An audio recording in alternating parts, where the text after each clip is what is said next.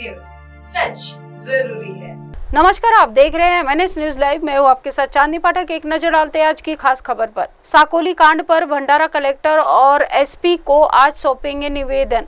साकोली तालुका के एक निजी अस्पताल में नाबालिग युवती के साथ डॉक्टर द्वारा किए गए अत्याचार के मामले में आज भंडारा स्थित शासकीय विश्राम गृह में महत्वपूर्ण बैठक कल रविवार को आयोजित की गई। इस बैठक में विभिन्न सामाजिक और राजनीतिक संगठनों के पदाधिकारी और कार्यकर्ता बड़ी संख्या में शामिल हुए।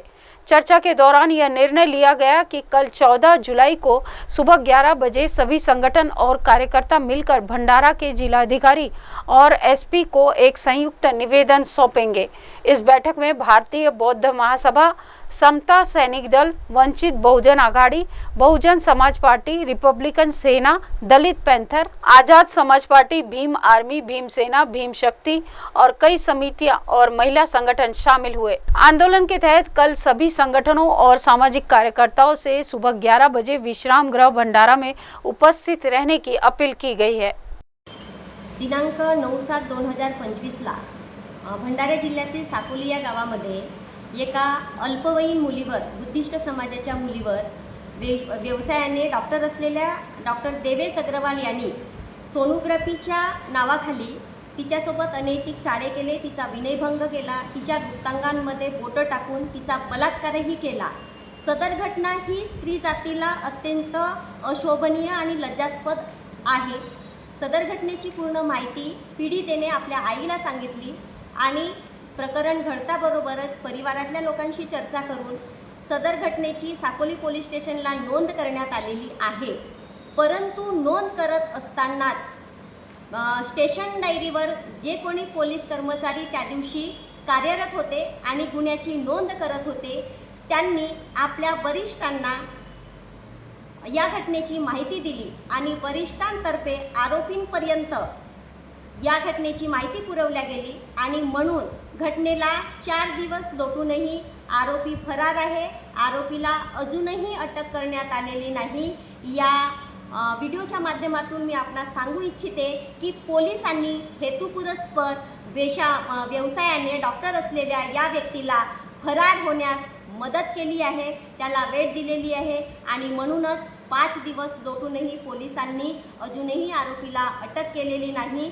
24 तासाच्या आत आरोपीला अटक करण्यात यावी, 24 तासाच्या आत दवाखान्याला सील करण्यात यावे आणि ज्या पोलीस अधिकाऱ्यांच्या मार्फत आरोपीला माहिती मिळाली त्या पोलीस कर्मचाऱ्यांना तात्काळ निलंबित करण्यात यावे। यासह इतर अनेक विविध मागण्यांसहित आम्ही उद्या जिल्हा अधिकारी साहेब आणि पोलीस अधीक्षक साहेब यांना निवेदन देणार आहोत। आमच्या मागण्या या निवेदनाद्वारे मान्य झाल्या नाही अथवा पूर्ण करण्यात आल्या नाही तर संपूर्ण आंबेडकरवादी जनता आणि विविध सामाजिक संघटनांच्या माध्यमातून या घटनेच्या निषेधार्थ तीव्र आंदोलन करण्यात येईल। जनप्रक्षोभाचा आवाज दाखवण्यात येईल आणि पीडितेच्या परिवाराला न्याय मिळवून देण्याची मागणी करण्यात येईल। भंडारा जिल्ह्यातील साकोली तालुक्यामध्ये 9 जुलै 2025 रोजी माणुसकीला काळिमा फासणारी एक घटना घडली। ज्या डॉक्टर व्यवसायाला, ज्या डॉक्टरांना देवाचा दुसरा रूप म्हटलं जातं अशामध्येच एका डॉक्टरने बौद्ध समाजातील अल्पवयीन मुलीवर विनयभंग करत तिचा बलात्कारही केलेला आहे। या घटनेला घडून आज 4 दिवस उलटलेले आहेत, परंतु अजूनही आरोपीला अटक झालेली नाही।